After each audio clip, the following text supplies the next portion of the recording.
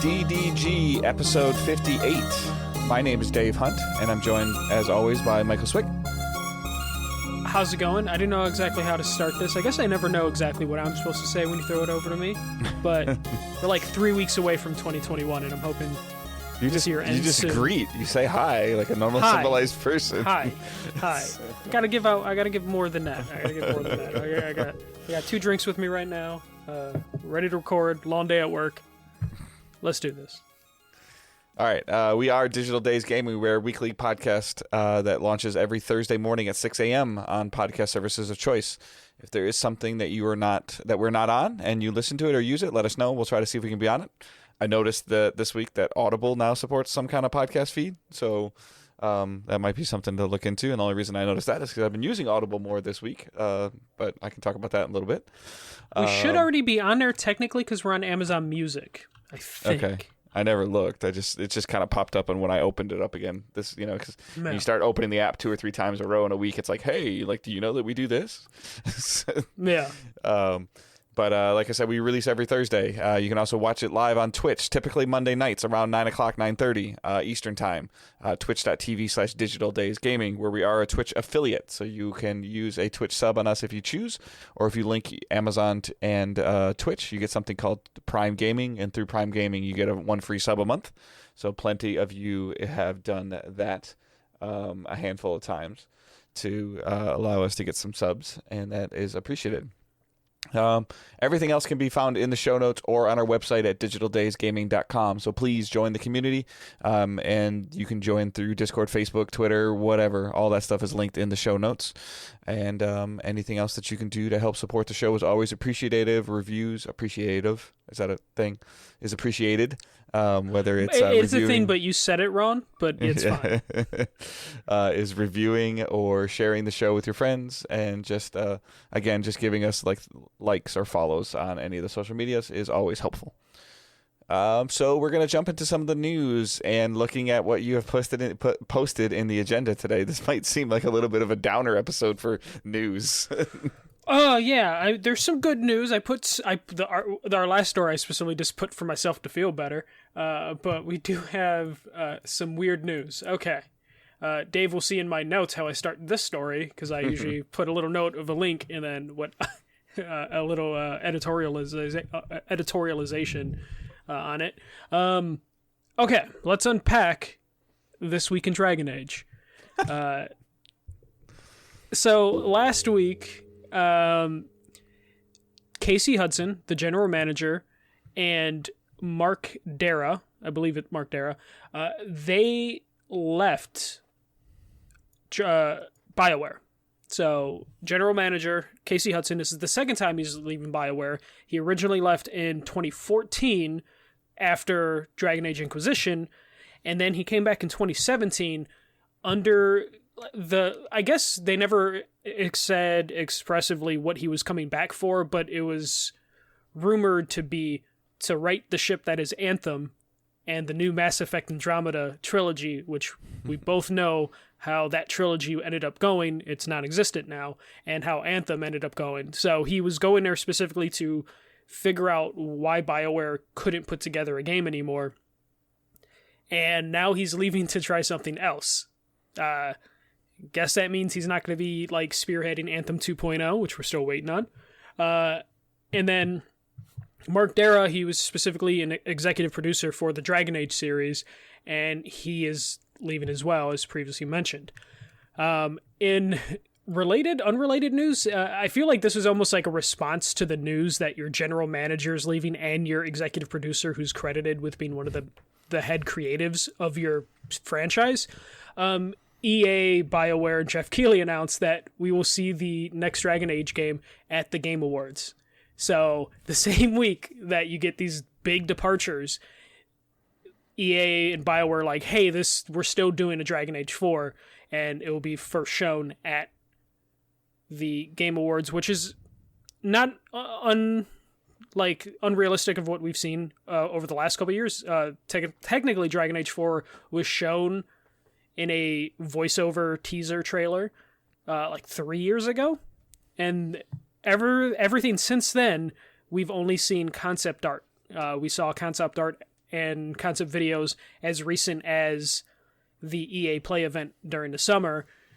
So yeah, we lost two pillars of our corporation, but life goes on, and the game's still coming. Yeah, and we didn't have shit to show you the last 3 years, but we have something this time. So we will find that in addition to this, they also showed on the website 4 short stories that are maybe hinting at where the game and the franchise will go.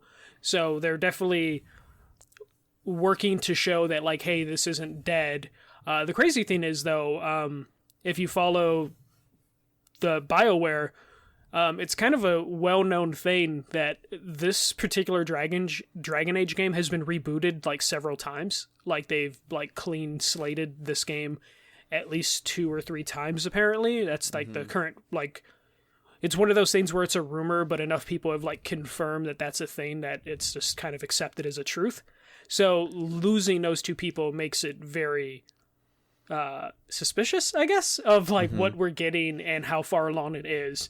And Dragon Age fans have been very patient. It's been 6 years since they've gotten the game. I feel like they're going to be really disappointed if it's just another like teaser. Yeah, I mean, my thing that's the most concerning from my standpoint, obviously I'm not as big of a Dragon Age fan and a Mass Effect fan as you are, but the thing that's concerning from the way that my mind works, as many of you know as well, is that we've heard about rumored Anthem 2.0 for a long time, and if they have been unable to make even insignificant changes to Anthem to try to rebuild some of that player base to gain even a little bit of a foothold over the last X amount of months now, what faith does anybody have in their ability to make a Dragon Age or a Mass Effect game at this point in time? Because they can't even fix a quote-unquote finished game, that they might just need to adjust the loot drops and change some things and change some quality of life and add some other game loop elements to it. I understand that Anthem is a vastly different base type of game than Dragon Age or Mass Effect, but it does leave concerns of the thing that you just primarily invested in the last 5 years failed. Yeah. And you haven't done anything to try to save it at all. Nothing. Yeah, it was supposed to be like their big marquee thing. And then, of course, you know, the Andromeda series was supposed to be a franchise, and they canceled all the DLC for that. And we're like, we're going to focus on Anthem, and they couldn't focus on Anthem. So it's very weird. To add more to this craziness, let me get his name right. Greg Ellis, who is the voice actor for Cullen, who is like one of the big romantic interests in Inquisition, and he played Anders, who was a big character in the second Dragon Age game. He decided that he was going to take a shot at Mark Dara on his way out, basically just calling him like a horrible corporate shill. And then Mark Dara on Twitter called him out and was saying, like, you've celebrated your last Dragon Age day, and basically said that you will never work with the Dragon Age and BioWare team ever again, even though he's leaving, but he still apparently has that power, which is weird. Which is a weird thing. So this voice actor basically kind of killed his own character, who most likely would have returned in some capacity based on how important that character is to the franchise.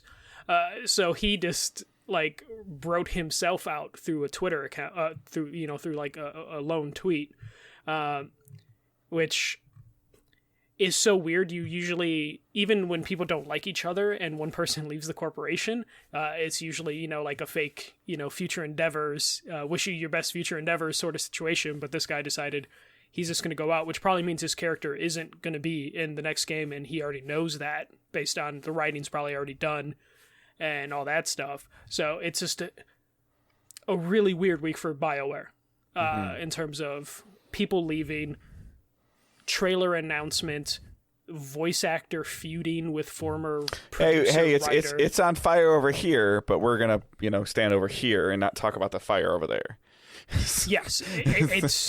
it just blows my mind. It was such a crazy week, and as someone who's been following Dragon Age stuff, just because I my girlfriend is like really into Dragon Age, it's just been interesting to see how the fan base has just been like freaking out because they're basically like putting out the prayer candles after those two people left. Yeah, they get really excited about the trailer, and then one of the voice actors who's kind of a beloved character has basically been fired from the game, and it's just like absolute chaos over at EA and BioWare.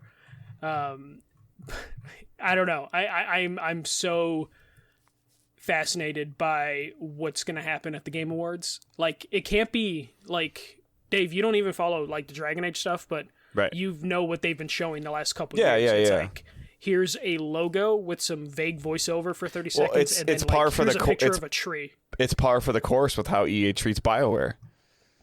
Yeah. Like, it's like, oh, we're going to show you an Anthem trailer of a guy flying in a suit. Well, we haven't even know if that's possible yet. Well, we're showing it, so you better figure it out. Like, yeah. And it's just like, hey, people really like this feature that we just announced that you guys haven't started yet. Here you go. Knowing our luck, they're gonna announce some new creative director for Dragon Age, and he's gonna tweet out like that night, like, oh, I haven't signed my contract with EA yet. So, yeah, Amy Hennig out of nowhere is gonna be like, I'm doing Dragon Age. Kojima. And it's going to be like a surprise to them. Well, because like every time I think about that, I think it was Nintendo with like Smash, right? Came out and said this team is working on it, and then the guy that's the head of that team was like, really? And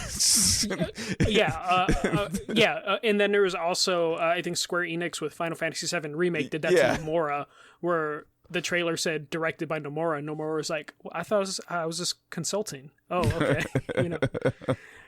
So we've seen that before, so we'll see if... So, on a side note, though, like, the stuff that they've been teasing for the Game Awards, or that's been rumored to be showing, is like, this is almost going to shape up to be better than anything that we had in June or July for E3.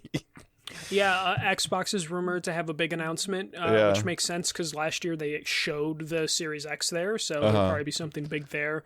There's rumors about the Battle Royale for Halo maybe popping up there. And the Uncharted movie... The Uncharted movie shown up. Like, I might actually have to watch this time. I might actually have to watch it live, not a replay and fast forwarding through things. Yeah, I might have to watch it live as well. Who knows? Maybe it's so good that me and Dave have to record an emergency podcast. Why? See, now when you say that out loud, like, we got enough stuff going on this one. No, I put it out loud because then it won't be important enough to justify it. Because I think the last like 3 times were like, it might be important enough for us to record, and it never is. So, okay, here's some good studio news. Depending on how you feel about their last game, Neil Druckmann has been promoted to the co-president of Naughty Dog. Neil Druckmann will now join Evan Wells, I believe is his name, as president of the company. So he was vice president, now he's just co-president. Neil Druckmann will still be a creative writer and director on future games at Naughty Dog, so it's not like he's just turning into a pure suit. He's going to still have a creative voice in Naughty Dog, and of course he's working on the Last of Us TV show in some capacity as an executive producer. And just for background, Neil Druckmann has been with Naughty Dog since like 2004, so he's been there a while. Naughty Dog's one of those companies, we hear a lot of bad things about Naughty Dog, but the people that like Naughty Dog really like Naughty Dog, and they stay with Naughty Dog for a really long time. Like, this dude's been here 16 years and worked his way up to president of the company. I feel like a lot of the people that have been around Naughty Dog for a long time have been rewarded for being around Naughty Dog for a long time. Their base developer turnover is pretty high, my understanding is, though. Yeah, they apparently hire a lot of people out of college on like temporary gigs and stuff like that, and they just like burn through as many of those like lower level people, because we've definitely heard some horror stories about crunch at that studio. So yeah, and that's mostly because they hire a bunch of like new college students and then just have like hundreds of them just like they hire 10 people to do a job that maybe 2 super talented people could do the job of, but they can get 10 people cheaper than those 2 people. So yep, and then you just work them into the ground. But this is probably a good sign for Naughty Dog. Neil Druckmann is like one of those talents. I love The Last of Us Part 2. I love The Last of Us. I love Uncharted 4. He definitely seems like one of those talents that you want to, lock up, Yeah, like, in terms of like the storytelling, like in his writing ability, 100% agree. I would like to see and hope to see some gameplay like new gameplay initiatives in their next whether it's more Uncharted or more Last of Us, a new IP. I would like to see, because the core base foundation of the last 4 Uncharteds and the last 2 Last of Us are very similar. Yeah, they definitely have like found a rhythm that they probably can't stay too comfortable in. Right. And the story carries 80%. And then the fact that of what they do with the gameplay works so well, like they don't. It's not like you have a problem with like Nathan Drake's grappling hook or the shooting in Last of Us. Like, was it great? No. Was it broken? No. So like in terms of like the hand to hand combat that's in those games, but like somebody that's only played Uncharted could pick up Last of Us and understand how to play the game mechanically. Yeah, I think gameplay mechanic wise, Last of Us is probably the best they've ever been. But it's still not like premier top third person shooting gameplay. It's just the best Naughty Dog has been with that gameplay mechanic. So I totally agree. Like, I would hope the next Naughty Dog game isn't just a third person shooter with light stealth mechanics. I'm okay if it's a third person shooter with stealth. I just want to see some different gameplay things. Like I even felt like they went away from it, and I've been thinking about this more the last couple months. But even in in Last of Us 1, I feel like there was a little bit more puzzle mechanics in 1 than there was in Part 2, with whether it's the pallets for the water or moving some crates or figuring out how to get out of a scenario. And I didn't think that stuff was in Part 2. Not that it needs to be, necessarily needs to be in there, but I mean, I just think it's time for them to take even a slight step forward in their gameplay mechanics. Yeah. Well, like the Uncharted series, I kind of miss puzzles. Yeah. Like, they didn't really have puzzles in 3 and 4 like they did in 1 and 2. Like, I like those intricate, like, gigantic puzzles. Stepping on tiles in certain orders, putting statues facing certain directions. Just like, I mean, like, yeah, they're kind of weird things, but they stop and make you think about the mechanic of what you're playing, and then also kind of helps me. And you want to get through the puzzle because you want to see what the next cutscene is going to be. Versus now, it just seems like you're just trying to action. Cutscene. Yeah. So hopefully they find something. It sounds like a lot of people basically moved up because of this move. Like 2 people are now filling the vice president role. Now you have 2 co-presidents. So they moved a bunch of people up within Naughty Dog. So it sounds like their future is pretty locked in. So it's just a matter of time of what we'll see next from them. I kind of hope, though, with Neil Druckmann moving up, the studio's always kind of run as a 2-game studio up until like the last 2 games. I would love to see another creative voice pop up, because before it was Neil Druckmann and Amy Hennig basically since like Uncharted 2. I would love to see other people at Naughty Dog, or even if they bring someone from the outside as a creative voice to tell a story, just because right. Even if we get like a Last of Us Lost Legacy style game, like just to give somebody like that opportunity to tell even a smaller story, or just a even just a slight spin-off story of some characters that were introduced to us in The Last of Us 1 and 2. Yeah. Because there's a lot of characters in the world. There's a reason for Naughty Dog to build on The Last of Us world, especially with like the TV show coming. You can, if a popular character in the show made just for the show exists, maybe they get their own spin-off game to give them some history and background. There's a lot of things they could do with that. And then, of course, there's so many cool characters in Uncharted, but I would still love to see them get a new franchise from them. And not necessarily, they don't have to move away from a third-person shooter. That's like their forte. Like that. Yeah. That's their thing. They know how to do that. Their engine, it works with it. But this is something different from them. I wouldn't even mind something smaller from them, just to see what they could do if they turn out a game that they can release in a shorter period of time that involves less people. I would love to see what they can do with like their team and their polish level. but also by not breaking the backs of a bunch of people during crunch. That'd be always nice. Okay, so the next story. See, I put bad news, good news, and then maybe bad news with this next one.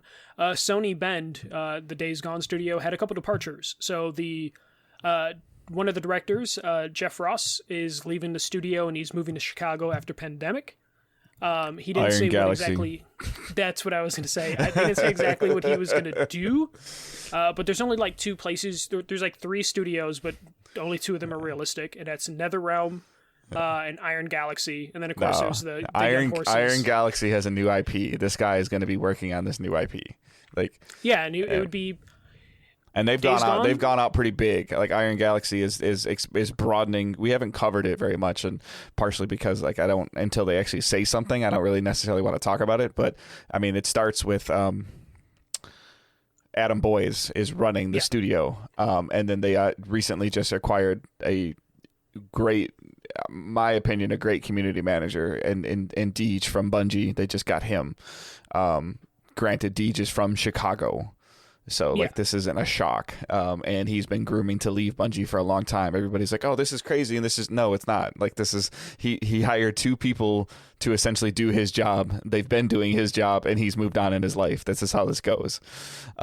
So, Iron Galaxy is playing a game, a very, very strategic game of chess. And I think that I hope that they have something really cool. I think that they have something really big. And I hope, obviously they're hinting that they have a new IP. And they're doing successful during the pandemic. So, but I would not be shocked if this guy ends up in Iron Galaxy. So, just because, like you have Dave Lane, who's been doing a really good job of building that studio. I forget who the president of Iron Galaxy is. Well, they're co-presidents now. It's Boys and a young lady. I forget the woman's name, unfortunately. But they're co-presidents. And then you have Dave Lane, who's like the founder, and then you have Deej. So you have a community manager, an extraordinary community manager there. Is that the role he took at Iron Galaxy? I'd have to look at his exact title, but it's like communications manager or something like that. Like global communication.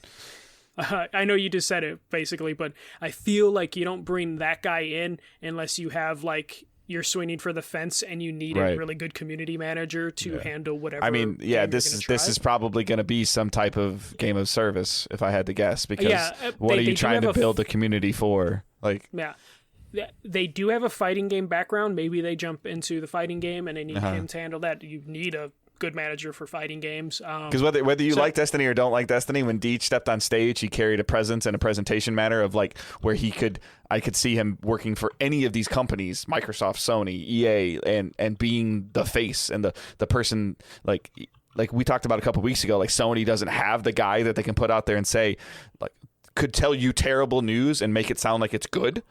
And Deej, David Dowg, is the person that can do that.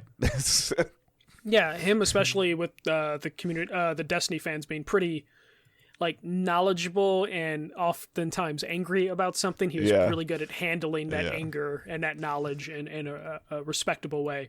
And Iron Galaxy is one of those studios that you might not know who they are by their name, but they basically have been like a port house. They've done ports for pretty much every major game you can think of or every major studio.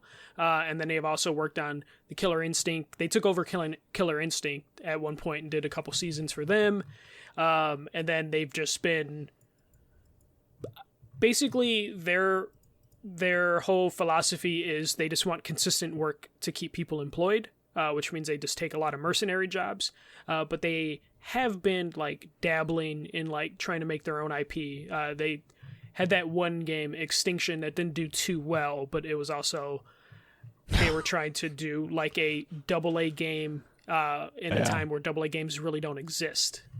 So they still need. But to they've been stacking cash, being like being your term, like you use of being an auxiliary studio. They've been able to stack some cash, and stacking the cash has meant that they've been able to expand their team. There was a whole article about them when like they kind of announced when they hired Deej, they announced like this entire restructuring of the studio, and that's when they said, "We've got something to show you. We're just not ready yet." Yeah. some of their previous work. They did port work for Spyro Reignited trilogy. They did the Skyrim on the Switch. They did the Crash Bandicoot ports for the Insane trilogy. They did the Borderlands 2 Vita, which whatever, and they did like Arkham Origins, Arkham City, Arkham Asylum, all the port work for those games they've touched. So they definitely have capable developers. So it looks like they're building up for that. But you don't go get a marquee community manager. You don't lure Adam Boyes with a 5-year plan to your studio and start building this stuff without some at least a heavy swing. Yeah. And, well, again, we're just speculating on this is where this guy is going from Bend Studio, but, like, going to Chicago. I mean, he's going to stay in gaming, and you said, Yeah. And it doesn't mean that he has to be in Chicago either by the end of the pandemic. Yeah. Like, people aren't moving at this point in time. Most of them are working from home anyways, so. Yeah, and going back to Sony Bend, they also lost the writer and one of the directors for Days Gone. John Gavin, he apparently left the studio around a year ago. He just hasn't really formally announced it, but he announced it this week because of the other departure. So he's going to leave to do personal projects. So not saying if he's in or outside of gaming or anything like that. So he's leaving as well. I feel like around this time of year is usually when we hear about all these departures and hires, just because... It's also not super surprising that if he's a writer, he did his job for Days Gone, and maybe he just... whatever their next thing they're doing is not involving what his rhythm is, Yeah, we see this all the time.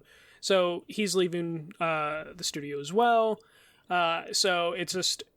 The reason I feel like we see this around this time of year, because there was also like 2 or 3 other stories of people leaving studios. It's just everyone that had a game that was going to release this year has already released, except Cyberpunk. And this is the time where it's just like, okay, our game's released. It's been out a month. We probably got our bonus for whatever sales or Metacritic score we had to hit.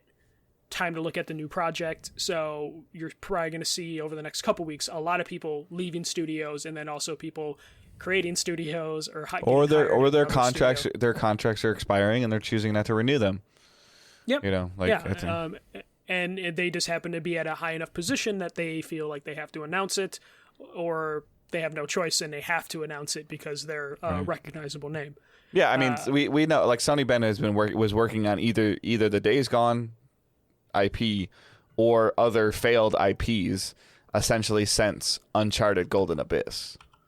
Yeah, it sounds like they went through some issues. So not that, obviously Days Gone is the classic example of a slow burn game. It did all right at launch, and then as more and more and more people got to play it, the word of mouth carried, and it became kind of like a small following, and it kind of like started to fan the flames of it and get some more fire behind it. And then now that it's on the Instant Game Collection on PS5 and it runs at 60 frames, I feel like it's getting even, again, another spotlight shined on it, and it's showing that it is a solid game. So, which is fantastic for Bend, and I just hope it helps them to make their next IP. Which I hope is not Days Gone 2. But Days Gone sold really well. It sold better than most people expected. So, but it didn't sell like right at launch though. So it sold in the UK surprisingly a lot at launch. But like in the US, it definitely didn't hit right away. But it's probably sold enough to justify a sequel, whether people would necessarily want a sequel or not. I'm sure Bend would probably prefer to do a sequel just because they went like 7 years between game launches. And again, you have a significant foundation built already instead of trying to build something brand new. I would hope that they try to. I'm kind of all for the ping pong effect of like side A and then side B and then side A again. I just versus like blah blah blah blah blah, like 1 2 3 4 right away. I prefer like if they alternate because we see other studios do that successfully as well. All right, so that's it for departure news. I just put this one in just so we can have some like really happy news. The Scott Pilgrim vs. the World, the game, actually won't be coming out this year. It's coming out January 14th, so we don't have to wait a super long time for it. For those that don't know, Scott Pilgrim vs. the World, the game, originally released for the PS3, but due to licensing issues or expiring contracts specifically, that was taken down from the store. and it's been a highly requested re-release for several years now, partly because Scott Pilgrim, it seems like every year, is just growing more and more as a cult classic. I mean, half of the Marvel Cinematic Universe is like in this movie technically, and a bunch of other superheroes are. So, you know, when you have Captain America and Captain Marvel in a movie, people are gonna go to that movie years after and be like, this movie should have done better. The game was really good. Really good soundtrack by Anamanaguchi. So this is coming out. It's gonna have all the DLC, and it's gonna have local and online co-op. And Brian Lee O'Malley, who is the writer of the books, said it was weird. So he says it's not up to him, and he doesn't know for sure it's going to happen, but he thinks a physical release will happen after this finally releases, but he can't put a date on it. And Ubisoft hasn't said there's going to be a physical release for this. It's just the author of the book saying, like, it's going to happen. He just doesn't know when. So don't hold out hope for a physical release, but just know that there is a chance that it could be like a decent chance for a physical release.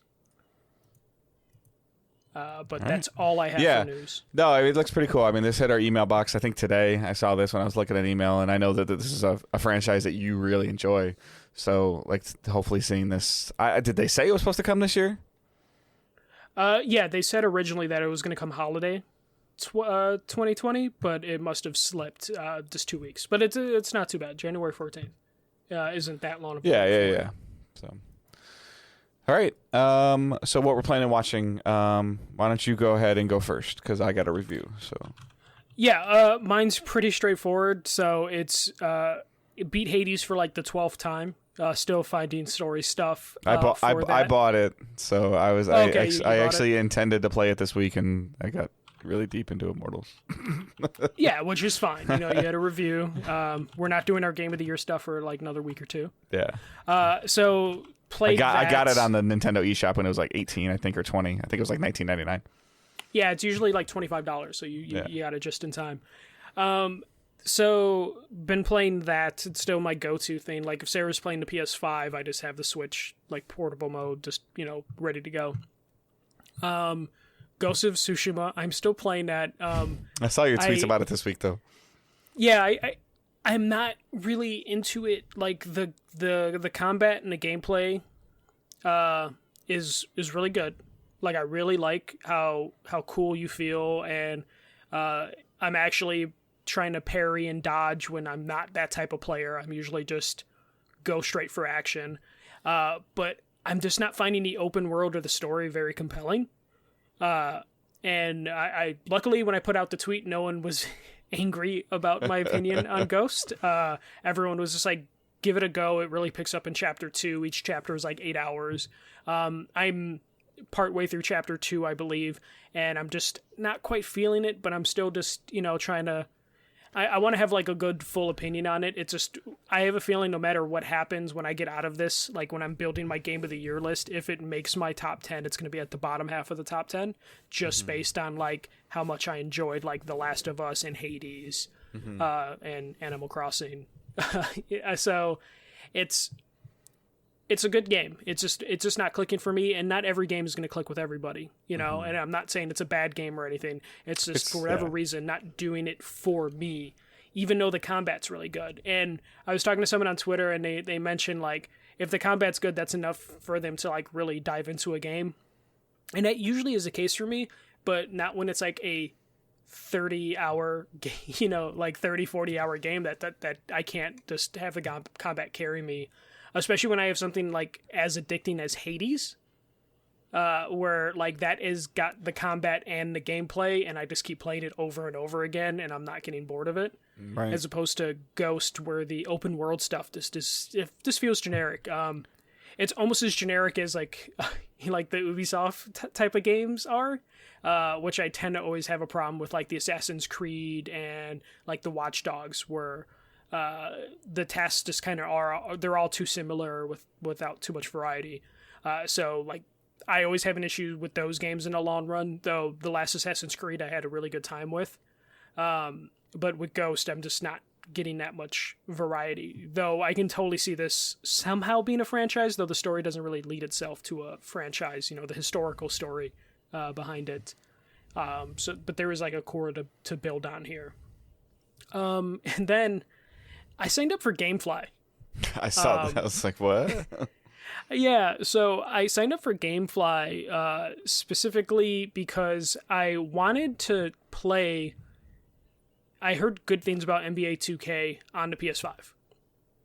And I wanted to try it and see it for myself, but I didn't want to drop $70.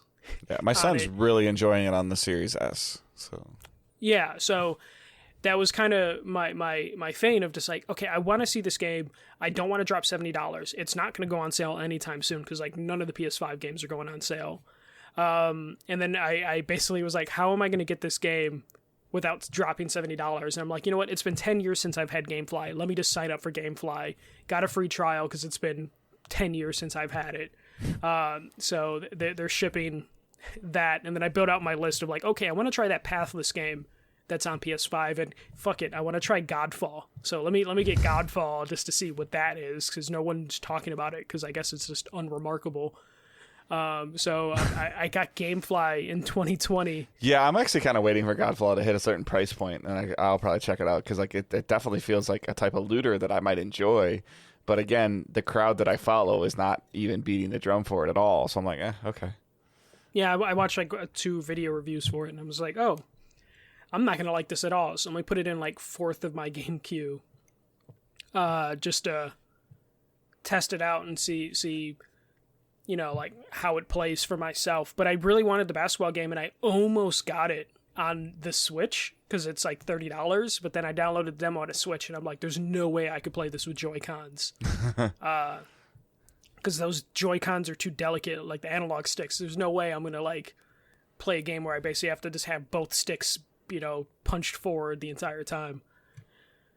So I got a GameFly account. I will update you next week with how that works. Because when I had GameFly 10 years ago, they had like 4 shipping centers, like LA, Seattle, Pennsylvania, Florida, and I think there was another one in like Minnesota. Now they only have 2. They only have Los Angeles and Pennsylvania. So I'm wondering if it's going to be a worse experience than what I had 10 years ago. Yeah, I don't think so. Like, Pennsylvania's pretty close for us, so. Yeah, but like going from like 5 distribution centers to just 2 is kind of scary. But I free trial. What's the worst that can happen? And then for watching, I've just been watching The Crown. I'm in season 2 now. Yeah, I finished season 4, and now I'm starting at the beginning with season 1. That has been my have a horrible day at work. And I just want to see British rich royal people have problems too. I just like that. Just I need to watch something at the end of the day. So I've just been watching The Crown way too much, and like watching 1 or 2 episodes a night basically. And then I watched Home Alone on Disney Plus just because it's been a while since me and Sarah saw it. So I was like, let's just watch Home Alone. And we'll probably watch Home Alone 2 tonight or tomorrow, depending on how late we go. Awesome. Is that it? Yeah, that is it for me. All right. We didn't really. You didn't put it in the news. I just didn't know if you wanted to talk about it at all. But did you want to briefly touch on the HBO WB thing? Yeah, I was actually debating on putting that in the news, but so HBO, who's owned by Time Warner or whatever, they have decided to put all of their movies on HBO Max. So for the first 30 days. For the first 30 days. So any movie that's going to release theatrically, the first 30 days will also be available with your HBO Max subscription in 4K, HDR, all the fancy things that you would want in that at no additional charge. Right. So they're not doing the Disney Plus $30 thing that they did for Mulan. Just Wonder Woman, Mortal Kombat, Matrix, King Kong versus Godzilla. Yeah, they said like 17 movies or something like that. So yeah, the list is crazy. I didn't realize how stacked Warner Brothers' release schedule was for. until I saw this list, and I was really, really excited for it. I love this idea, and I think this is like the best of both worlds concept, because it's something we've been talking about, pandemic or not a pandemic. This essentially not forces, but gives you a reason to keep your subscription versus waiting until like July or August. Like, oh, I got like 2 weeks of vacation, I'll just subscribe to HBO Max and I'll watch everything that came out the last 6 months. Like, with it only being 30 days after release, like, so Wonder Woman's gonna December 25th, and then you'll obviously have until January 25th to watch it. And if you don't have an active HBO subscription during that time, then HBO Max subscription during that time, then you won't get to watch it. So if you pick it up like February 1st, you won't get to watch Wonder Woman. You'll get to watch whatever comes out in February. So this is really good, giving the consumers the choice, and then also giving you a reason, a carrot at the end of the stick to continue to hold your subscription. Many of you know that I'm very supportive of monthly subscription services, whether it's Game Pass or Netflix or, you know, EA Origins or PS Plus, any of these things like that. And a lot of it is, I feel like you're paying for what you are going to hopefully get. And then now HBO Max has put something out. The HBO Max is a decent service at the point in time now. Do I think it's worth money? Not really. I get it. I think we get it for free because I have an AT&T cell phone plan. Or they're owned by No, so I'm getting it free through Xfinity for some reason. Yeah. So like, there's ways to get it a year subscription for free. Yeah. So, I mean, I'm totally cool with it and content with it, but I also think that even if I wasn't getting it though, and there's, you know, like, I mean, I'll be honest with you, Wonder Woman would be a reason that on December 25th, I would subscribe to HBO Max for 30 days, at least for a month, to watch Wonder Woman.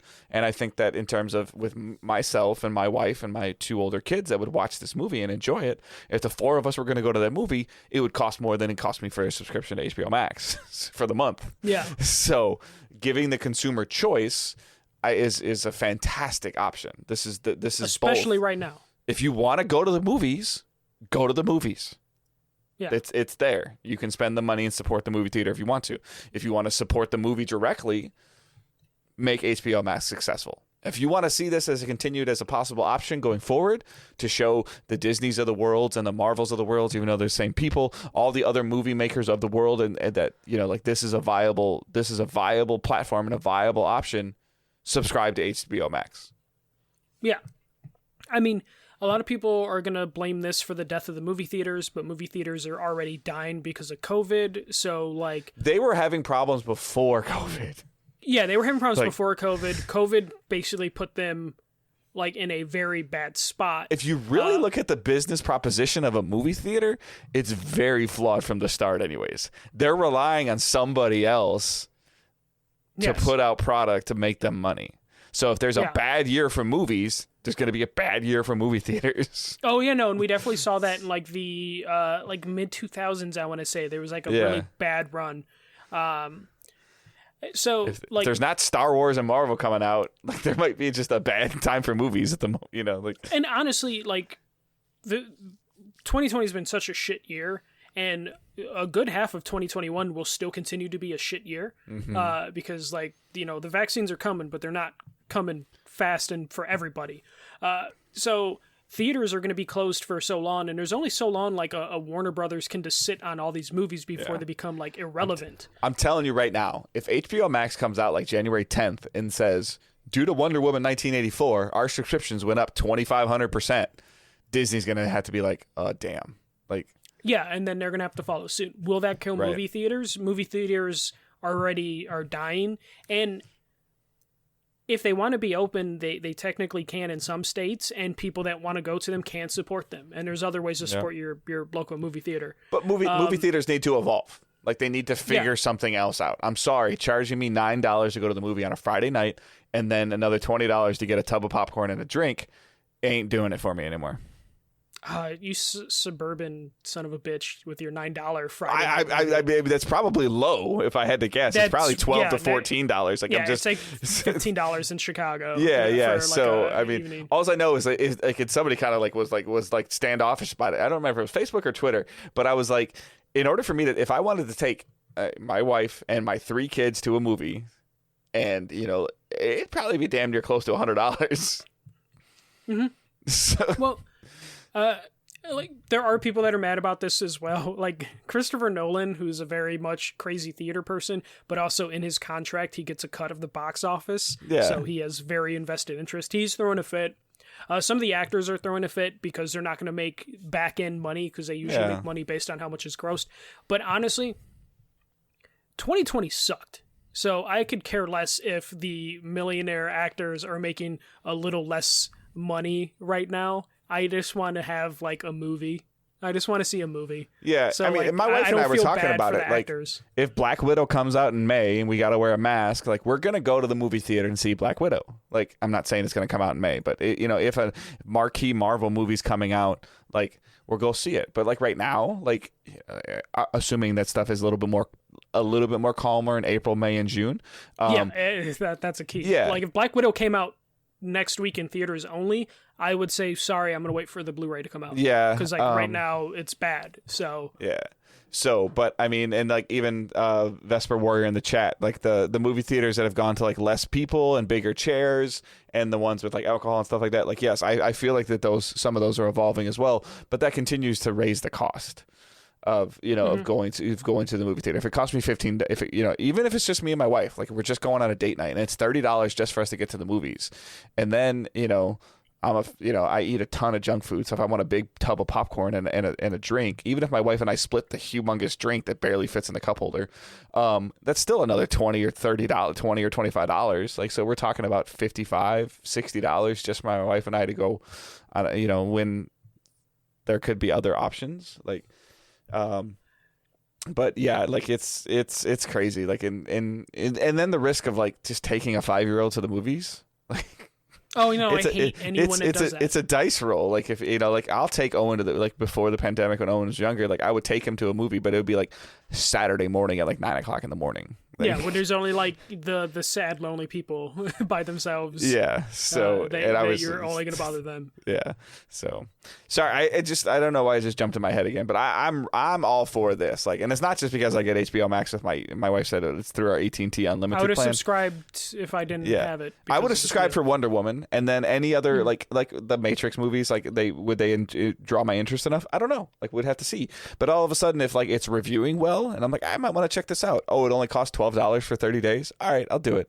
But I want this to be successful because I want these companies to give the consumers choice. This is very similar to like what the music industry did, and people are like, this is bad, and like so now iTunes and Google Play Music and all this stuff is not killing artists anymore, and Spotify is not killing artists. It just took time they still haven't figured it out. They still haven't figured it out. But it's not as not as detrimental as they were saying as it was to having a CD anymore.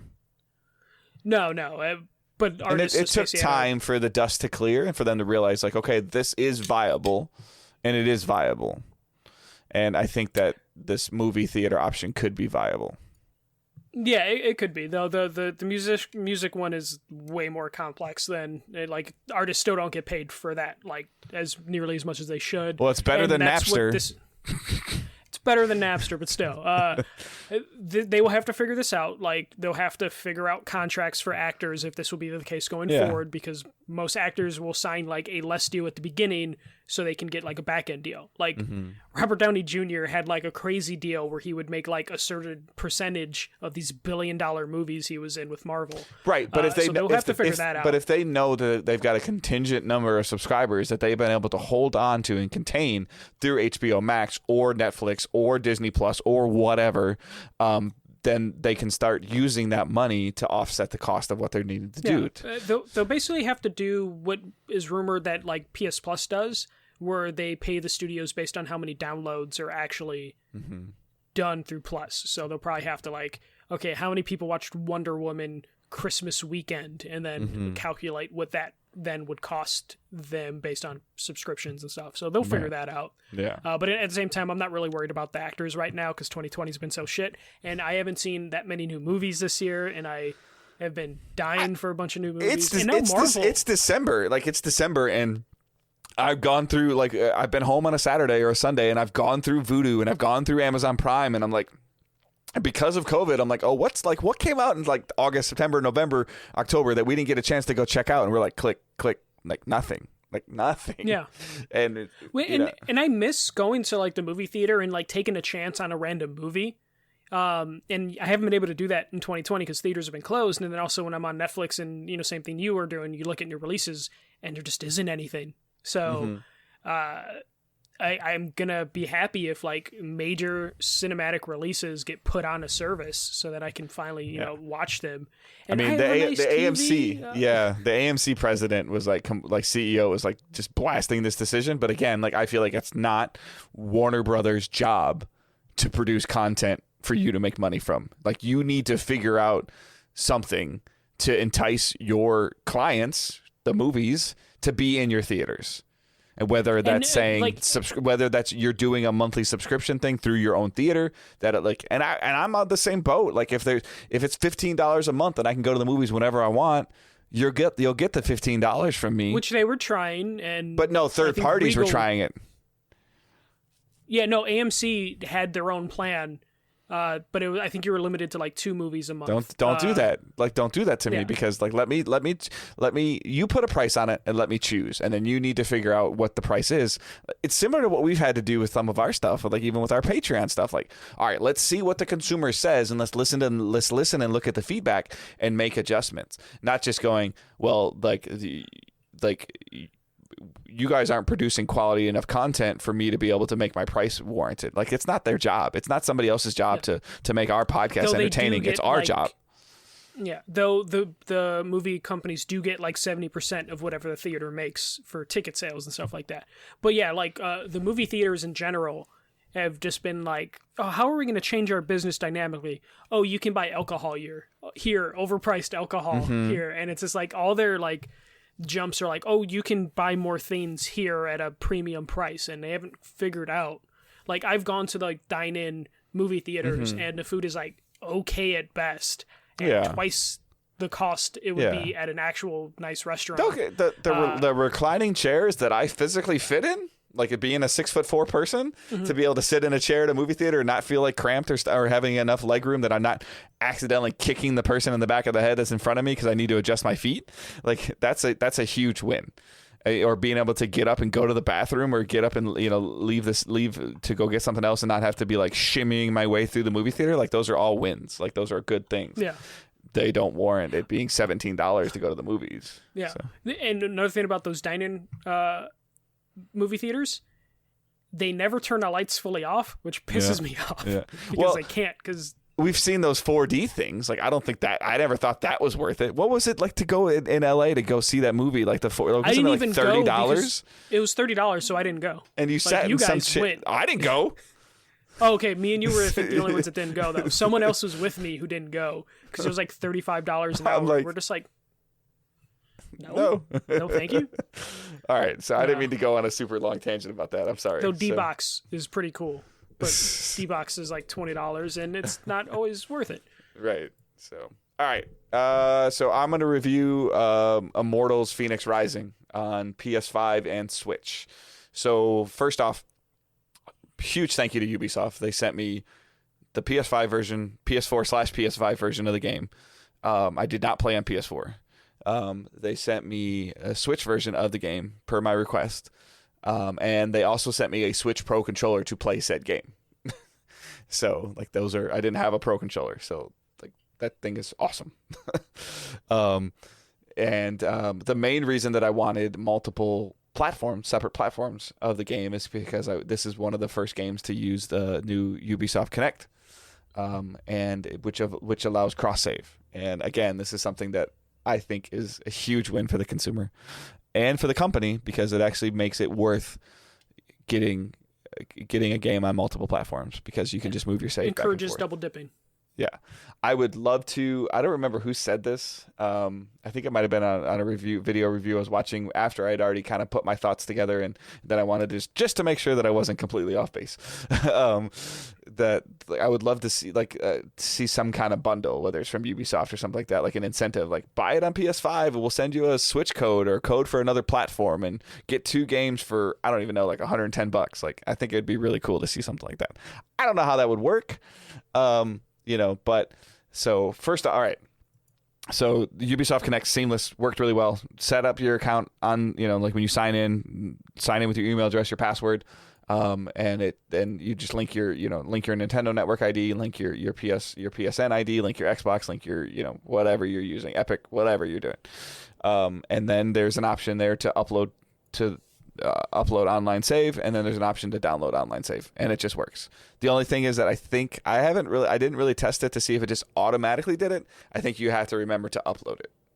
So there was a situation where I went to play on PS5 and I forgot to upload it from the Switch. I had to go grab the Switch, upload it, and then download it on the PS5. So that's there. But other than that, it worked. Now, I played 75 to 80% of this game on the Switch, upstairs, on my couch, with my nice big new TV.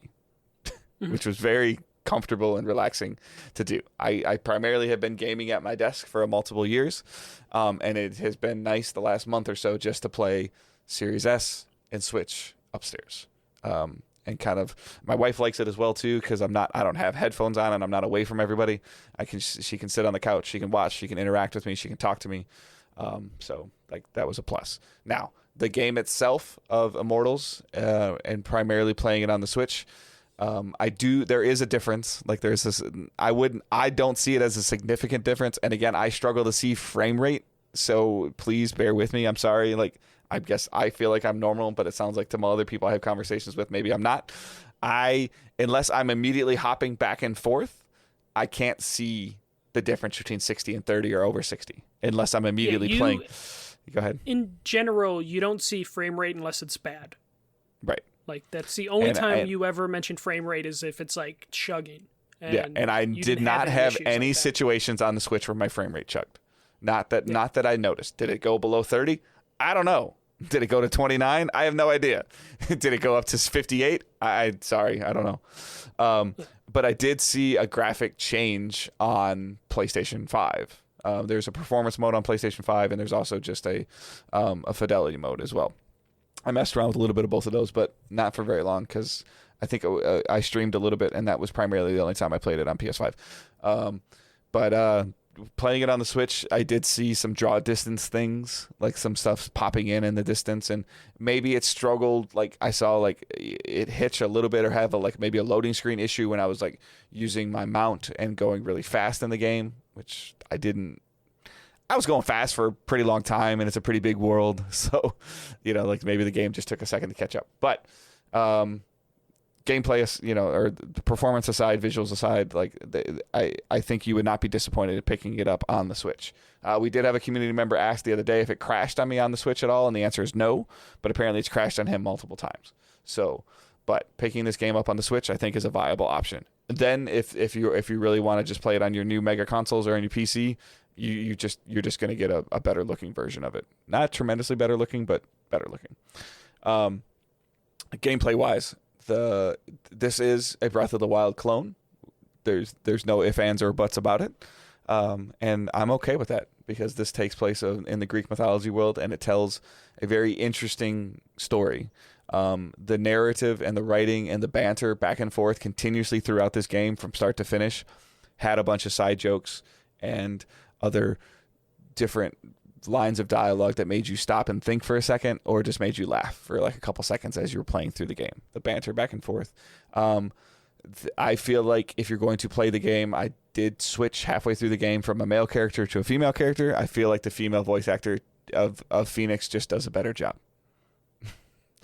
But you can switch the character at will whenever you want in the game. It's in your hub that you can just change whenever you want. So they're doing with Valhalla, basically, where you can just switch, and it doesn't really affect the story, just different voice actor. Yeah, it doesn't affect the story at all. It just goes from him to her. You're still called Fenyx. Mm-hmm. Sometimes they'll address you as her. Sometimes they'll address you as him, depending on which character you pick. But I did play probably 10 or 12 hours as a male character, and then I played the last 18 or 20 hours as a female character.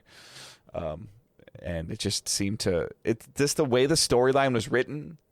There's a big brother little sister element that I just think works better as big brother little sister than big brother little brother, if that makes sense. So just keep that in mind. But play as whatever character you want. That's just my thought. The combat is where this game shined for me. unlocking the skills and going through and mastering and figuring out what you like to use and what works for you. I really enjoyed like the bringing the spikes up out of the ground. So I spent a lot of my skill tree points on that, making that bigger and doing more damage. Lifted characters up into the air. You could start doing combos with them with light attacks and heavy attacks, or like a big, Hephaestus' hammer. Just getting those abilities and using that in combat to where I didn't always like feel like I wanted to run away from combat or run away from enemies. I'm like, oh, there's some more over there. Let me go fight them, and I can kill them, and it's fun, and I get, you get rewarded for, because it uses stamina. All your attacks use stamina, but you can build your skill tree out to where you get, more stamina for 3 successful heavy hits, provides 2 chunks of stamina. This, that, or the other, and it's rewarding just to destroy a bunch of things so fast. It's so fun and rewarding to mess with that and to parlay things together of like, okay, bring the spikes up, hit them with an on-air combo, grab them out of midair, pull them closer, hit them a little bit, build more stamina, hit the spikes again, and then everything's dead. So, that's always been fun. And like I said, the story and the progression worked really well. I feel like it does suffer from the lack of linearness in the story. You have the ability to go wherever you want in the game, and I think that is a great thing, and it's a cool thing, but I also feel like it kind of hinders the story. So you are rescuing a handful of Greek gods in the game, and each area has a god that you're helping. And each area is built uniquely around that god.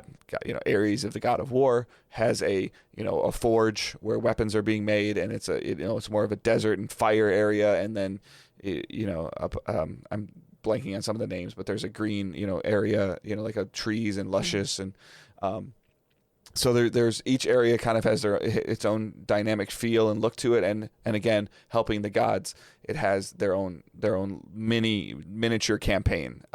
Classic Ubisoft style. But being able to go wherever you want and work on whichever god you want to first, I think hinders the ability, as well as it misses a point of like some of the stuff that I really liked about Zelda games and other games, even like Metroidvania style games, of like, okay, you learn this new ability, so now you need to use said ability a couple times to master it as you're going through the progression, and then you learn a new ability in the new area and you combine the two together. And they're, especially with a Metroidvania game or a Zelda game, they're able to build upon that because they know what abilities you'll have and when you'll have them, versus this one where it's like if you started doing the abilities were mostly combat based, they weren't never really game mechanic based of anything you had to execute. So therefore, everything in the world, puzzles and mechanics, had to be based on, well, if they go right there immediately or if they get there 20 hours later, it's still kind of the same. But that didn't take away from the uniqueness of, even though the puzzles, there was a ton of puzzles you'd run into where you had to get 4 spheres and put them on a grid puzzle in a certain order that was kind of shown on the wall. Getting those 4 spheres each time involved different things. Whether it was like, putting heavier rocks on a plate, shooting an arrow in a certain direction, standing on something, and, it activating something to then allow you to shoot an arrow or to bring a rock to the place. Like, there was a lot of rinse and repeat with the puzzles, but enough of it that it's still, each area kind of had its own little bit of freshness to it. And then progressing into the temples, which are very similar to like the shrines in Zelda. Each of those temples had its own puzzle aspect to it. And then as you were progressing through the story, you got into required temples. And when you were in the required temples, those really kind of shined with the puzzle mechanics to where it would, again, like I've mentioned before in some of my previews, the puzzles make you think enough, but as soon as you start overthinking, you're doing too much. And then when you finally figure out the puzzle aspect to it, managing wind or getting making sure you didn't break the light crate box versus the metal crate box, or making sure you had to put the metal crate on the spikes first and then put the wood crate on there, because if you put the wood crate on the spikes, it just breaks it. It breaks. But then putting the metal box on and then putting the wood one on top of it allowed you to climb and progress farther. Managing the wind mechanic as well. All of that stuff I felt was really good. I do have a huge gripe with this game, though, that got to me. So Saturday I was probably playing too long. I'm gonna put that out there as I make this great. I got to the point of where I was able to complete the base campaign, and I was getting into where I thought, what I figured was near the end of the game. And I had, I was like, maybe I want to beat this on Monday, but I want to kind of see where this is going a little bit. So I went to the final location, and I was like, all right, I'm going to get to this location. I'm going to get to a certain point where I can defog the area, and I'll stop. And I got to the location at like 7 o'clock at night. And I was going through this whole entire area, exploring the area, and it was like an hour and a half later, and I was at the point of where, like, could I have just turned the game off and walked away, and when I would have came back, I would have been in the same area? Yes. But did I feel like I had completed what I had started when it said, like, this is the next step in the quest? No. And I felt there was a part of me that I hadn't unfogged the area yet, so I didn't know if I had any real fast travel points yet there. I didn't really want to leave or stop because I didn't know where it was going to put me when I moved away from it. Okay. So it's like unclear with the possible checkpointing, basically? Yeah, for that area. And that last area didn't behave like the other areas. Like, there was the similar symbol to where it's like, I thought I'd go there, go to this specific point, climb up to a really high point, like Assassin's Creed style, survey and scout the area, and it would unfog or remove the clouds from the map area that I was at. And then I would be able to say, okay, I'm content. I unlocked this area. I can see where I am, and I'll come back and play. And that didn't happen. And I ended up beating the game that night. I didn't necessarily intend to beat the game that night, but I got to the point where I'm like, okay, well, I think I'm really close now. And I was. It took me about 30 hours to complete the game. So, and I did play it on a notch down from normal, but I didn't feel like that changed the puzzles, or I don't really feel like it made the bosses any less meatier when I'm fighting them. It just, I think my health refilled a little faster and my stamina refilled faster. Okay. But I also knew what I was doing in terms of reviewing a game, and sometimes you have to I really wanted to see the story and play the game. Yeah. So just bear that in mind. There's a community member that's been playing it, and he said he's like 18 or 20 hours in, and he hadn't really left the first two areas. And I was like, but I mean, you can play at your own pace. There's plenty of stuff to do, plenty of things to explore. As you're going from point A to point B, there's always like, oh, there's a chest over there. Go kill a bunch of enemies. Like, oh, there's a new shiny thing over there. And they're all rewarding. They all give you things, whether it's skill points or skill trees, things to upgrade your skills, or more materials you need to make more potions. Like, it's not like I ever felt like I was wasting my time. Like, oh, that wasn't rewarding. Or there's a cool cosmetic item that you get. All of your armor, all of your weapons that you get, all have perks to them. But then you can also just customize them, and you can make any sword look like any other sword you've picked up in the game already and not lose the perk. So it's a transmog thing. Yeah. So like that's that, and that works for all the armor. And for the helmet, you can not have your helmet on. All the stuff that you'd want in terms of like make your character look however they want to look and still have all the stuff you want. It's all there. So it was really good. The last near the end of the game, the last puzzle room that was there was a top of the line end game puzzle room. Like every element that you had learned or done as you had played the game going through, you used in this last puzzle room. All of the stuff like that, in terms of like getting near the end and fighting the boss, like all of the things that you would want to, like, I feel like I would want to have seen happen in the story. They were able to hit those marks for me in terms of how they put the bow on the story. I don't want to spoil anything, but the things that you're like, that would be really cool if this happened, like, and it did. Now, I don't know if that's making it more predictable, but sometimes it feels like you do certain things in the campaign, and then as you get near the end, the things you did in the campaign had no meaning on the end. And this did a great job of doing certain things in the campaign that you have to do as you quest through have impact at the end, and it's great. It was one of the most fun boss fights that I've had in a long time playing against in a game. Now, going from the puzzle room to that boss fight, there was a situation that was a pain in the ass for me in terms of a jump puzzle mechanic.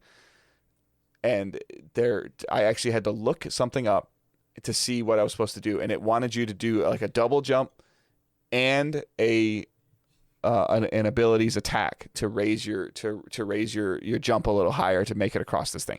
I don't feel like I could have made this jump any other way. Okay. And I have no problem with that being a thing. However, not one time in the game did I ever feel like I had to do that until that point. Okay. So there was no other jumps that I couldn't make that I was like, oh, if I do this and then I time this attack correctly, like it's a sword uppercut or it's bringing the spikes out of the ground to elevate you a little higher to then glide again. Like you had to do that to progress through this thing. Like I did it like 6 times or 8 times. I don't even remember how many times. I was getting so irritated and frustrated by it. And then I was like, and I figured in my head, like, okay, I need to do this. And my wife was like reading something at the same time. And she was like, yeah, you probably need to do this. So that annoyed me a little bit. If I had done it earlier in the game, or if there was an area that required me to do it early in the game, I probably wouldn't have been as annoyed by it. But so it was like following like a straightforward mechanic for most of the game until that point. Then it was like, and it's just a small thing, but it was something that was, the jump was impossible to make unless you did the double jump, and then you did your spike attack to elevate you higher, and then you glided through. Like even my wife said, it was like 20 times. So, and it never required, there was never any point in progression in the game where I needed to do that spike attack when I wasn't doing a fight. The spike attack was strictly used to help me to help my jump carry farther, and it never had me do that in anywhere else in the game. So again, it's a small minor thing, but if you don't realize that you could do that attack in midair, you don't know how to make that jump. Yeah. So like that was like the one thing that was like really kind of like annoying and very annoying for me. The other thing that I realized too that may or may not be a deal breaker for some people with the cross save, and this is going to get fixed in a patch because the game's only been out a couple days. Progression, playing on the Switch, going through and completing, obviously, as you complete quests, if you're playing on PlayStation, if you complete a quest, you get a trophy. I was completing the quest on Switch, and I'd bring the save over. I didn't get the trophies on PlayStation. They didn't auto pop. But even though there's no way to, on that save file, there's no way to go back and do them again because the quest is gone. Yeah. I think that's one of those things where it makes sense why it doesn't do, and that maybe hopefully be something they would improve on later. But I guess they probably wouldn't want people to just share accounts because I mean, you have to link your Ubisoft account.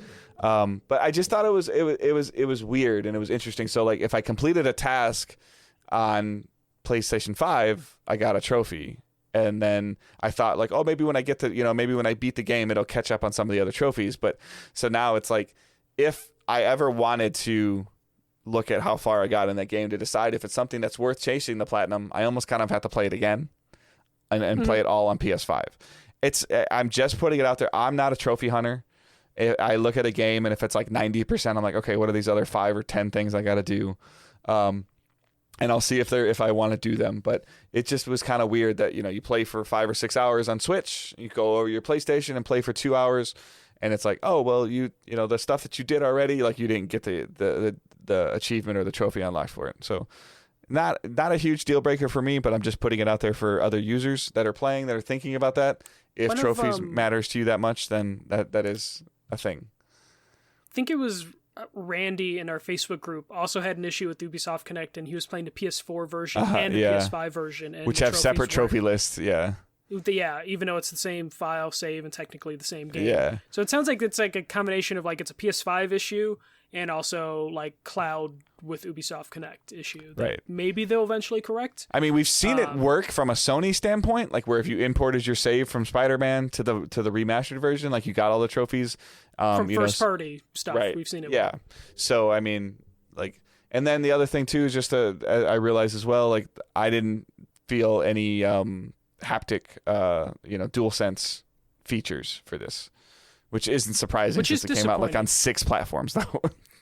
I know, but I'm already getting worried that like not a ton of games have like taken advantage of the DualSense so far, and there's not a huge library of games to choose from, and they haven't really done it. And I'm just it just comes down to like, it just comes down to is like we've been talking about for months, like is the development time worth it for one platform when you're releasing on even think PS4, PS5, Demon's Souls Okay. does anything with the DualSense very special. Yeah, but I'm just saying, like, so I mean, Immortals is on PS4, PS5, Xbox One, Xbox Series, Stadia, Epic Game Store, Switch. PC, Switch, yeah. Yeah, so it's everywhere, and I think that even a couple guys were watching the stream. Like, this is kind of one of those games where you can pick it up and play, and it's lighthearted, and it's a nice just kind of kick back and relax and have a good time playing this game. And it's in my top 3, top 5 for sure games of 2020. Nice. So highly recommended, basically. Yes. Yeah. So. Nice. Other than that, that's really all I played. Like I mentioned earlier, I bought Hades, and I will be checking that out as part of a Game of the Year conversation. So I mean, that's important for me to check out some things that are being listed up that high. I'm not going to get my hands on the Ghost of Tsushima by the end of the year. It's just not going to happen. And then we watched Mandalorian. So that's still doing a really interesting job for Star Wars, deep Star Wars fans. There's even stuff going on there that I'm not really understanding, but I'm liking the character development and the story aspect that they're telling. So, and then I really haven't been, watching a whole lot of stuff. I mean, I've had Immortals for like 7 or 8 days now. And I put in like 35 hours to it. So that's a lot for me. So other than that, that's all I've been playing and watching. So. All right. We can move on to our questions and comments. You can send us questions or comments using hashtag AskDigitalDays, just like Koval John did. And he did it like 4 days ago, and he did it unprompted. Solicited. So, yeah, unsolicited. Yeah. He listened to last week's episode, and he's like, hey, I've got a comment on that. Here you go. So he said, obviously referring to last week's episode, great episode, guys. He goes, why hasn't anyone considered that PSVR 2 has the cameras on the headset? I think there's a strong chance they would use a wireless system and room scale. Thoughts? Both of those concepts sound really cool, and they'd be really fantastic if Sony said a damn word about VR. So, right now, Oculus has that technology. HTC has that technology. It's just really expensive. And the only reason PSVR was as successful as it was is it was the cheapest way to get into an ecosystem. Mm-hmm. For that. I think I wouldn't be surprised if they're going to do something with the camera, which is why the current camera doesn't work with the current PSVR, or the new camera doesn't work with the current PSVR. I'm hoping it means they're moving away from it, because that isn't the best way to track what he's talking about of having built-in cameras and doing room scale is the best way to have VR, and it's done on PC, but it's really expensive. I almost feel like realistically, they don't want to mention VR because it hasn't hit that price point for them to release it in mass, like PSVR 2. Mm-hmm. If you do that, you probably lose backwards compatibility, though, with the old games. You will lose backwards compatibility. Yeah. Which would be an engineering thing for them to work on for a couple years, to like figure out a way not to lose backwards compatibility. So they might be locked into that camera.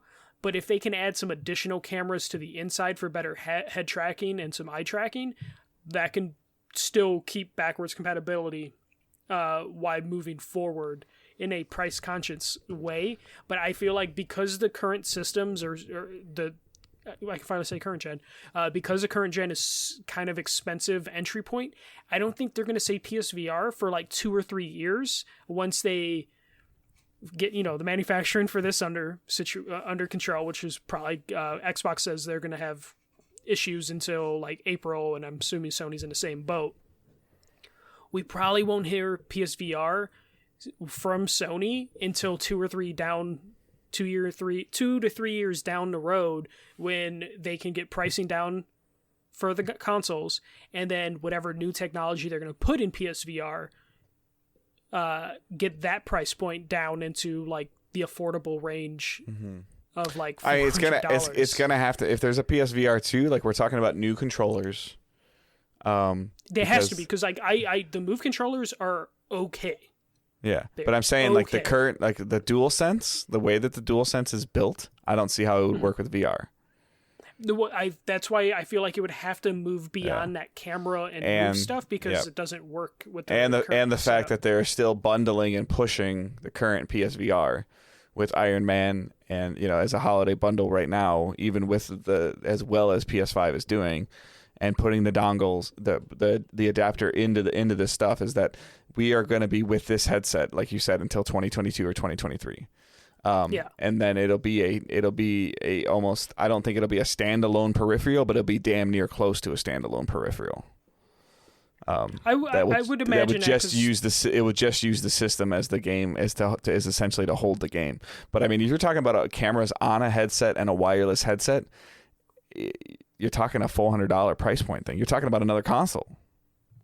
But that's what it currently. I mean, it came out at $400 or $300. So, and I would assume that tech has gotten better, which is why we see these bundles hit like $200 often. So that technology got cheap enough for them to put like a small, because when you put a camera in a headset, you don't have to put a crazy phone camera in the headset. You don't need a crazy megapixel count camera. You just need something to help with tracking. So they can put a low quality camera in there as long as it has a way to see and track better.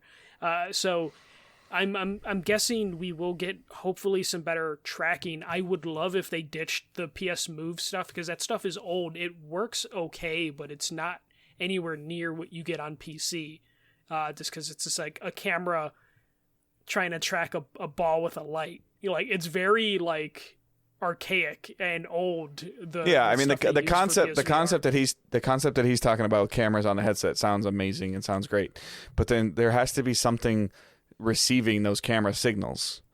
Right now currently, when you have like an Oculus Go situation where that's just all in the headset. So but that's even on par with the current VR, the Oculus Go, in terms of power. So right. Like it exists. You can stand alone, and Oculus Go is doing that. Yeah.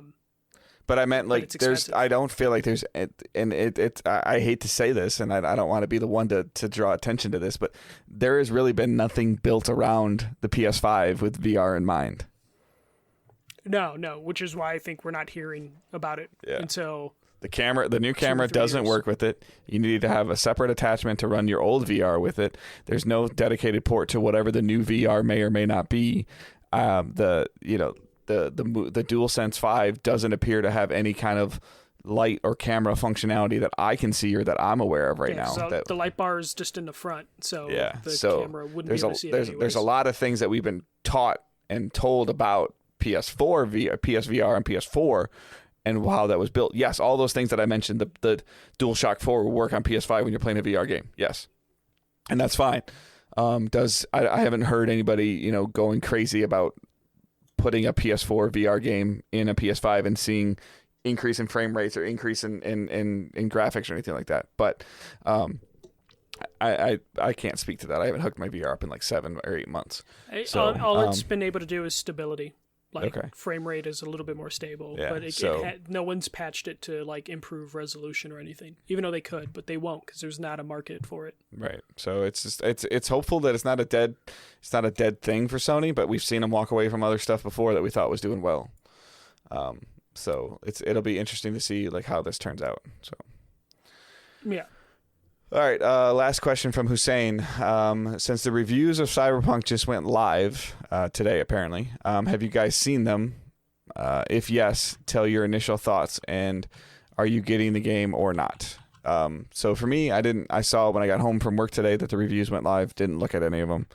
Am I getting Cyberpunk at launch? No. If I hear like amazing things about it in like a month or two, and like maybe in February or March, like it might be something that I might pick up. But it looks amazing, and it sounds like they're trying to tell something really cool. But that world, that Cyberpunk world, and that huge open Witcher-style game doesn't appeal to me currently at the time. Appeal directly to me as a player currently at the time. Yeah. So I looked at the reviews. They've been all majority good. The most controversial review was a 7 out of 10 that said it was buggy, but it's just fanboying of just like... the reviews so far have just made me hate the criticism people have of reviews in terms of like websites have a 1 to 10 scale, but fans only accept a 9 or a 10 as the only score as a game can get, which is frustrating because a 7 out of 10 is still a good game. It sounds like this game is super buggy. But the reviewers might not have had the day one patch. It's been unclear on if they actually had day one patch, and it was only reviewed on PC, so we haven't seen the console versions. I have a pre-order from Amazon for Cyberpunk that I haven't canceled yet, and I don't think I will, because I want to see it on console, because no one's seen it on console yet. So I'm more interested to see that game running on console. It sounds like it's going to have a big day one patch, and it probably will still need patches continuously, or, over the next month or so, which isn't unlike how The Witcher 3 was. Witcher 3, I believe, had a pretty sizable day one patch, and then it was patched multiple times post-release to get the combat right and fix bugs. So I'm expecting, because it's CD Projekt Red, they will continue to patch the game. They're not going to do the Bethesda bullshit where Bethesda releases a buggy game and then just walk away from it and let modders on PC fix the bugs. So I have faith that CD Projekt Red will fix any bugs they have. In terms of the content of the game, I still think the gameplay looks generic. The reviews kind of iterated that, or confirmed that the gameplay is kind of generic. And then some of the reviews have just... I think people were confused and they thought this game was going to be Cyberpunk. And what I mean by that is this is going to be a punk game, No, this is first person Witcher in a Cyberpunk universe. No. I'm talking about when you say Cyberpunk, there's a connotation that comes with that of just fuck corporations suck sort of thing, and it definitely tries that, but this is still a AAA game from a corporation that has stockholders. You can't say you're punk rock and be a AAA video game that comes from a corporation that has stockholders that's trying to make a AAA game that appeals to a mass audience. And I feel like there was a very big disconnect from people expecting this game to be some sort of anti-establishment sort of thing, and then when they played the game, it's it doesn't really go that deep in that. It's because it can't. It's a it suffers game. It suffers from what we've talked about with the Ubisoft syndrome, probably, of where Ubisoft is going to do a cult game and focus heavily on religion.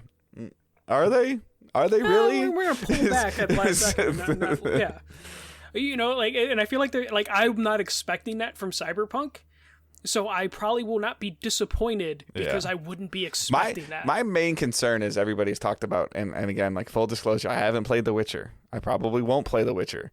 But I understand. I have plenty of people that have told me that I need to play The Witcher or told me about how good it is and what it does well, and I've watched some streams of it. Right. I know you.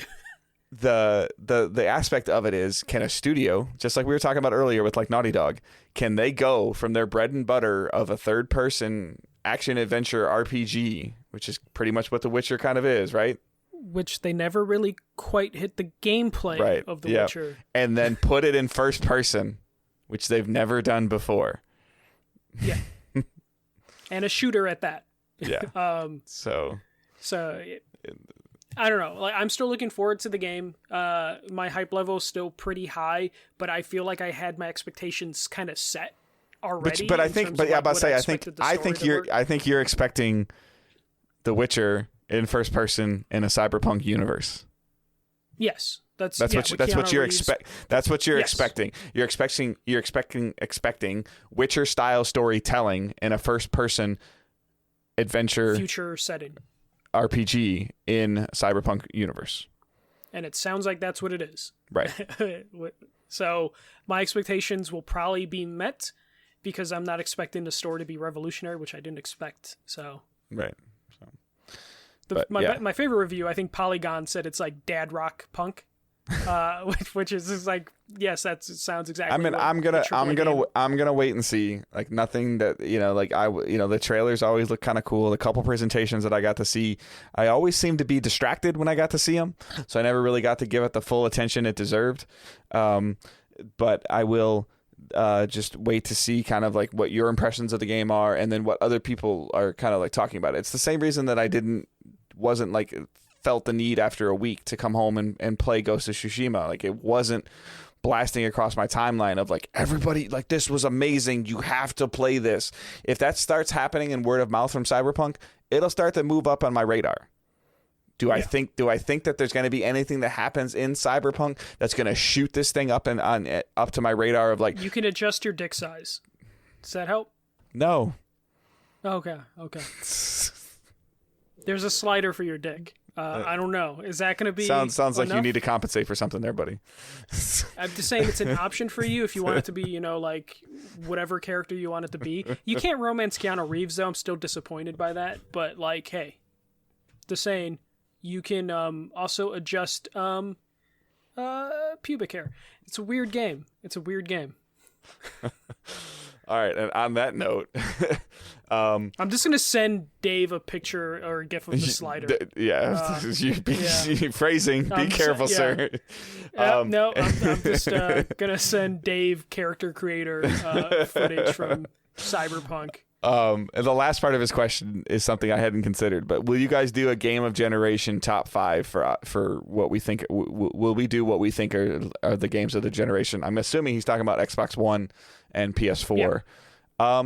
That might be something we do like in January, February, as a possibility. But we'll have to kind of see how that works. I don't think that any idea is like off the table, and that'll probably just get added to a list as a possibility. That really hadn't crossed my mind. That would require a little bit more research from me, though, just to kind of really... I already have that list somewhere. Of course built. You do. So. Yeah, I have my PS3 one still waiting to do that. I was going to do that for the old place, but never got approved for that. No, it's definitely I want to do. I think our number ones would probably be rather predictable. Like our top 3s, if you've been listening to us for a while, would probably be very predictable. I would assume that it would be some form of God of War, Last of Us, and Spider-Man. for me, and then you with Destiny 2 thrown in there. So. But only Destiny 2, not Destiny 1, since I was on PS3 as well. So we at least know there'll be like only one listed there. But yeah, who knows? I mean, it's those things are kind of hard just because they're so relative just to the consumer, just to the individual player. So, like I said, like Destiny, what Destiny did for me is why I'm sitting behind this microphone currently now. So mm-hmm. I mean, like just because it was able to change and broaden aspects, so it'll always have a pretty high mark in my life, in my world, even if I'm not playing it heavily currently. So yep. All right. That's our show for this week. We hope everyone enjoys it, and hope maybe you're playing it while you're watching your day one patch for Cyberpunk download. You can follow us on Twitter. The main account is @DigitalDaysPod. Michael's is @TheFirstMJC. Mine is @GoodDaveHunt. Like I said, all the Facebook group, Discord channels are all linked in the show notes, as well as our Patreon. So we have a patreon.com/digitaldaysgaming if you want to go there and check it out. There's a couple different tiers there. There's a tip jar tier. There's a Discord access tier. There's 24-hour early access to the show. So you get it on Wednesday instead of Thursday. And there's a monthly bonus episode. We need to record our December one soon. I think we just need to sit down and like spend a day together recording stuff so we can have a good end of December. Summer, end of winter, end of the year. End of December, I said. So. Oh, I thought you said summer. I was like, end of December. Okay. So, yeah, I think you and I are ready for some kind of holiday break, but not enough to where we won't release content for our amazing community. So, yeah. So you can check out any of those tiers. There's also a PayPal tier if you just want to send us some money to buy a Christmas gift. I need to buy something for my wife. Kidding. And then our t-shirts. Cyberpunk 2077. Yeah, and then our t-shirts. There's a Teesprings link in there as well. So if you want to check out some of those, that would be appreciated and helpful. And those are all different ways that you guys can show support for us. Whether you want to just direct donation to us, support us through Patreon, buy a t-shirt from us, subscribe to us on Twitch through Amazon Prime. We're just giving you guys options. We're letting our consumers choose how they want to support. Or you don't need to support at all because you're buying Christmas gifts for your kids or your significant others, which you should be doing, not giving us money. That you can just review the show and share it with a friend. That's just as important as giving us $1 on Patreon. So any of that stuff is always helpful and always appreciated. So I hope everyone has a great week and keep moving forward. See ya. Don't be a dick.